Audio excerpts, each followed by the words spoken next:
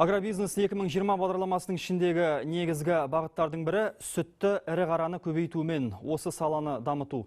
Бұл жөнінде арнайы жоспарда бекітілген.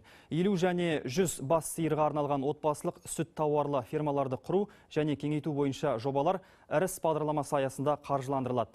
Еліміз бойынша ең бірінші несие Шығыс Қазақстан облысының Ұлан ауданында тұратын Сағын Құмаровтар отбасына берілген. Берік Көшербаевты тыңдайық.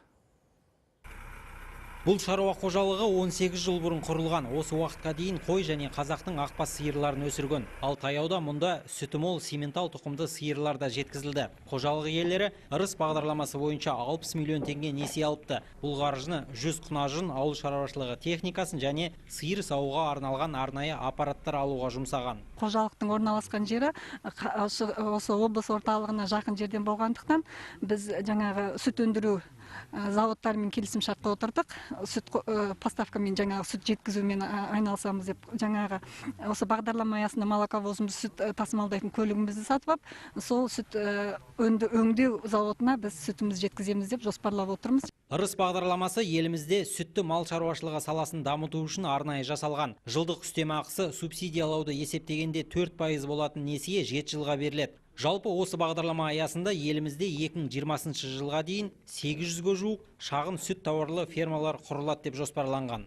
Биылдың өзінде 30 шаруа қожалықты қаржыландырамыз. Қазіргі таңда 20-сына жуығын уже несие комитеттерінде бекіткенбіз.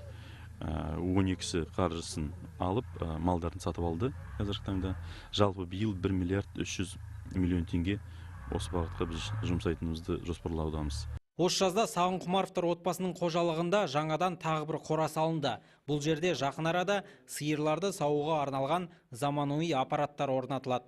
Қазір уақытта бұл қызылала сиырлардың алғашқылары төл беріп төл үлгерген. Мысалы, мына 3 ала бұзау осыдан 2 апта бұрын, ал мына бұзау осыдан 4 күн бұрын ғана туған. Мұндағы мал дәрігерлердің айтуынша, сиырлар алдағы ақпан-наурыз айында жаппай бұзаулайды.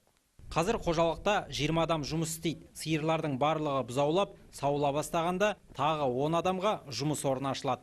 Берік Көшербаев, Ермек Иманғазы, Қазақстан ұлттық арнасы, Шығыс Қазақстан.